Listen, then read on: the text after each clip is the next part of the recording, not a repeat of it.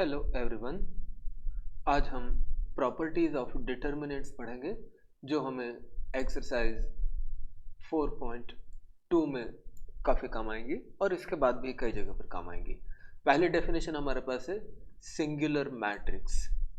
Any matrix A is called singular if determinant of A equals 0। Also it is called non-singular if determinant of A is non-zero। And यहाँ पर हमें ये ध्यान रखना है only non singular matrices are invertible. Inverse उन्हीं matrices का निकल सकता है किसी भी मेथड से जो कि नॉन सिंगुलर हैं। सिंगुलर मैट्रिक्स वाला डेफिनेशन हम चैप्टर 3 में भी ऑलरेडी पढ़ चुके हैं, लेकिन बहुत इंपॉर्टेंट है और यहाँ पर ज़्यादा यूज होगा इसलिए हम रिपीट कर रहे हैं। उसके बाद हम आते हैं प्रॉपर्टीज ऑफ डिटर्मिनेंट्स पर। प्रॉपर्टीज ऑफ डिटर्मिनेंट्स के ऊपर बोर्ड एग्जाम में कम से कम एक क्वेश्चन 4 मार्क्स के लिए हमेशा ज़रूर आता है, तो प्रॉपर्टीज ऑफ डिटर्मिनेंट्स को अच्छे से समझना होगा और इसके ऊपर हमें पूरी एक्सरसाइज है 4.2 उसको अच्छे से करना होगा। जो फर्स्ट प्रॉपर्टी है डिटर्मिनेंट्स की, उसके accordingly if each element of a row और column of a determinant is 0 then the value of the determinant will be 0। बहुत सिंपल प्रॉपर्टी है। किसी भी एक रो या कॉलम में हर एक एलिमेंट 0 हो तो डिटर्मिनेंट की वैल्यू 0 हो जाएगी। कैसे हो जाएगी? आप डिटर्मिनेंट को एक्सपांड कर सकते हैं उसी रो या कॉलम के साथ, आंसर तो 0 ही आएगा। तो अगर आपको हर एक एलिमेंट 0 दिखता है तो बाय यूजिंग दिस प्रॉपर्टी आप डायरेक्टली उसकी वैल्यू को 0 लिख सकते हैं। दूसरी प्रॉपर्टी भी इंपॉर्टेंट है, determinant of A equals determinant of A dash. A dash याद आ रहा है सबको? Transpose of a matrix.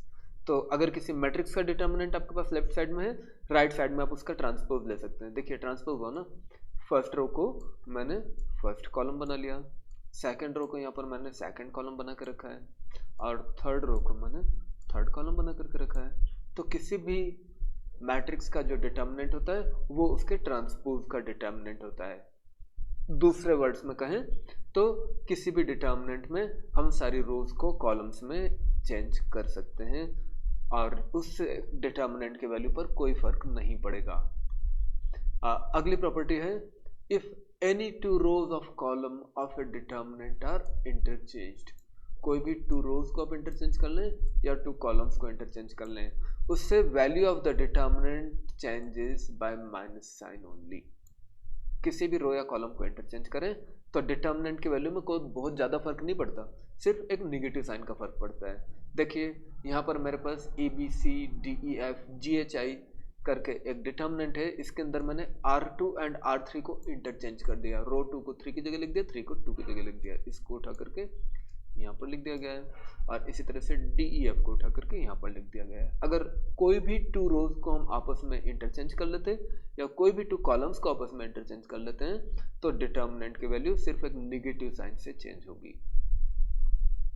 Fourth property है फ्रॉम एनी रो और column of a determinant we may take a constant common. किसी भी रो या कॉलम में से एक कांस्टेंट अगर उसके साथ में मल्टीप्लिकेशन में है तो हम कॉमन ले सकते हैं। जैसे कि आप देख रहे हैं फर्स्ट कॉलम में यहाँ पर लैम्डा ए, लैम्डा डी, लैम्डा जी, यानी हर एक एलिमेंट फर्स्ट कॉलम का लैम्डा का मल्टीपल है। तो आप क्या कर सकते हैं, यहाँ से लैम्डा कॉमन ले सकते हैं। ये तो हुआ लेफ्ट टू राइट। और इसी प्रॉपर्टी को आप राइट टू लेफ्ट भी देख सकते हैं। राइट टू लेफ्ट देखें तो कैसा होगा? Also if A determinant is multiplied by a constant. अगर किसी डिटर्मिनेंट को मल्टीप्लाई कर रहे हैं आप एक कांस्टेंट से, देखिए यहाँ पर आप लैम्डा से इफ डिटर्मिनेंट को मल्टीप्लाई कर रहे हैं। अगर लैम्डा से किसी डिटर्मिनेंट को मल्टीप्लाई करते हैं तो प्रॉपर्टी बहुत इंपॉर्टेंट है, the constant is multiplied to each element of any one of the rows और कॉलम्स। अगर हम डिटर्मिनेंट को कांस्टेंट से मल्टीप्लाई करें तो ये कांस्टेंट उस डिटर्मिनेंट की किसी भी एक रो या एक कॉलम के हर एक एलिमेंट को मल्टीप्लाई होगा। जैसे कि मैं अगर लैम्डा को इसमें मल्टीप्लाई कर रहा था तो लैम्डा मल्टीप्लाई हुआ इसके फर्स्ट कॉलम के हर एक एलिमेंट में। अगर मैं फर्स्ट कॉलम में ना लेना चाहता तो सेकंड कॉलम के हर एक एलिमेंट को भी मल्टीप्लाई कर सकता था या थर्ड को भी कर सकता था, या तो भले फर्स्ट रो के हर एक एलिमेंट को भी मल्टीप्लाई कर सकता था, लेकिन इस लैम्डा का मल्टीप्लिकेशन किसी एक रो या एक कॉलम के हर एक एलिमेंट में ही हो सकता है। और इस प्रॉपर्टी को आप जरूर से कंपेयर करिएगा scalar multiplication to a matrix के साथ। बहुत लोगों को तो याद आ ही चुका होगा। मैट्रिक्स के अंदर प्रॉपर्टी बहुत अलग थी। अगर एक मैट्रिक्स आपके पास है और उसको आप एक लैम्डा से मल्टीप्लाई कर रहे हैं तो लैम्डा उसके हर एक एलिमेंट में मल्टीप्लाई होता था, और मैट्रिक्स में अगर आपको कुछ कॉमन लेना होता तो आपको हर एक एलिमेंट में से कॉमन लेना होता था। तो प्लीज़ ध्यान रखिएगा दोनों की प्रॉपर्टी मिक्सअप ना हो जाए। मैट्रिक्स के लिए प्रॉपर्टी अलग है, डिटर्मिनेंट के लिए अलग है। अच्छे से लर्न करिएगा, ध्यान रखिएगा। और इस तरह से for any square matrix A of order n, determinant of lambda A would be lambda raise to the power n determinant A. बहुत इंपॉर्टेंट प्रॉपर्टी है और इसका यूज करने के लिए कई बार क्वेश्चन भी बोर्ड एग्जाम में आए हैं। सपोज कोई मैट्रिक्स ए है आपके पास, अगर मैट्रिक्स ए को आपने लैम्डा से मल्टीप्लाई करा तो मैट्रिक्स की प्रॉपर्टी के हिसाब से तो लैम्डा हर एक एलिमेंट में मल्टीप्लाई हो जाएगा। लेकिन अगर आपने लैम्डा ए का डिटर्मिनेंट बना लिया तो अब इसके ऊपर डिटर्मिनेंट की प्रॉपर्टी यूज होगी। प्लीज आप यहाँ पर एक लैम्डा तो रो नंबर 1 में से कॉमन लेंगे, एक बार लैम्डा आपको रो नंबर 2 से भी कॉमन लेना होगा, एक बार आपको लैम्डा रो नंबर 3 से भी कॉमन लेना होगा। क्या कॉमन आ जाएगा? Lambda cube. तो वही प्रॉपर्टी बनती है determinant of lambda A equal to lambda to the power n determinant A, जहां पर कि n ऑर्डर होता है मैट्रिक्स का। तो बहुत ध्यान से लर्न करिए। Property number 5, if each element of a row और column of a determinant is expressed as a sum of two terms. देखिए यहाँ पर फर्स्ट रो है और फर्स्ट रो का हर एक element sum of two terms के फॉर्म में मैंने एक्सप्रेस कर रखा है। अगर ऐसा कर सकते हैं then the determinant can be expressed as a sum of two determinants. जैसे कि हम पहले ब्रैकेट्स ओपन करते थे ना, उसी टाइप से इस डिटर्मिनेंट को मैं सम ऑफ टू डिटर्मिनेंट्स के फॉर्म में लिख सकता हूँ।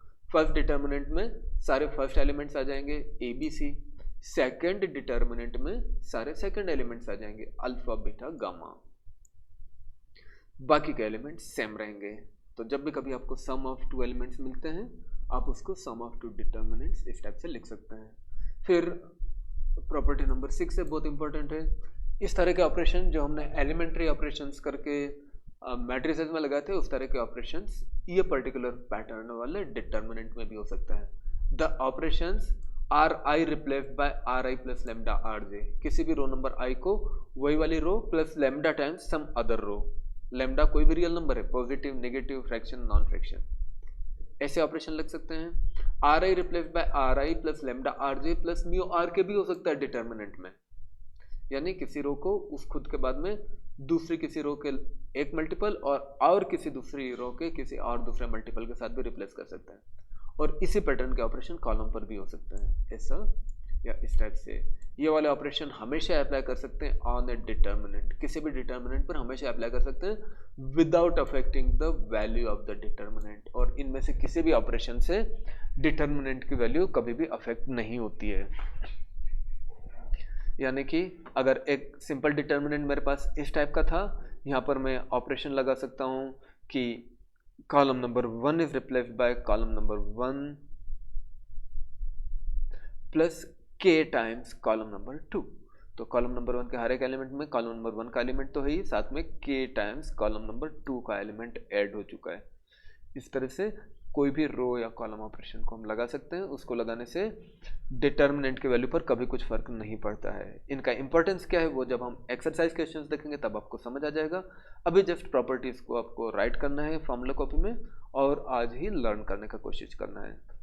जस्ट एक एक प्रॉपर्टी को आइसोलेशन में अलग अलग लर्न कर लीजिए, फिर जब हम इसका प्रैक्टिस करेंगे तो ऑटोमेटिक आपको याद हो जाएगी। लेकिन हर एक प्रॉपर्टी अलग अलग आपको लर्न करना है, ऐसा नहीं कि आप सारी प्रॉपर्टीज को साथ में सोचें कि इतना बड़ा कैसे लर्न होगा। एक एक प्रॉपर्टी को अलग अलग लर्न कर लीजिए और ताकि आप इसको यूज कर पाएं। फिर 7th प्रॉपर्टी है, इफ एनी 2 रोज और columns of a determinant are identical, कोई भी 2 रोज या 2 कॉलम्स आइडेंटिकल हो जाएं then its value will be 0।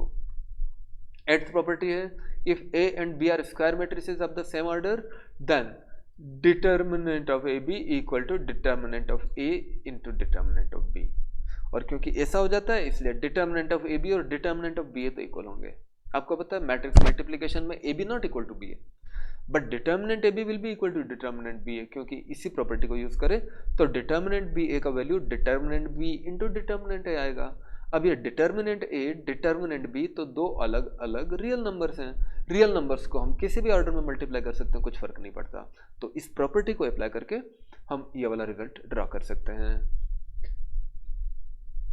और डेफिनेटली इसका एक और कॉन्सिक्वेंस ये होगा कि जब भी कभी A and B are non singular means invertible then A B is also invertible. अगर ए बी दोनों का इन्वर्स निकल पा रहा है तो ए बी का भी इन्वर्स निकल ही जाएगा, क्योंकि उन दोनों को मल्टीप्लाई करके तो आता है। ओके, देन अनदर प्रॉपर्टी जो हम पहले देख चुके हैं फर्स्ट एक्सरसाइज में, उसी को एक सिस्टमेटिक वे में, एक सिंबॉलिक वे में लिखने का प्रयास है। Property number 9, any determinant can be evaluated by expanding it with respect to any row or column as determinant A equals sigma of aij, capital aij। ये कैपिटल aij तो cofactor होता है। जब हम कोफैक्टर का डेफिनेशन देख लेंगे तब ये वाला पर्टिकुलर फॉर्मूला आपका और क्लियर हो जाएगा, लेकिन क्योंकि हम प्रॉपर्टीज का बात कर रहे थे तो for the sake of completeness यहाँ पर हम ये वाली प्रॉपर्टी भी लिख लेते हैं। तो प्लीज़ ये सारा प्रॉपर्टीज ऑफ डिटर्मिनेंट्स अभी लर्न कर लीजिए, नोट डाउन कर लीजिए और रेडी हो जाइए एक्सरसाइज 4.2 के लिए। Thank you.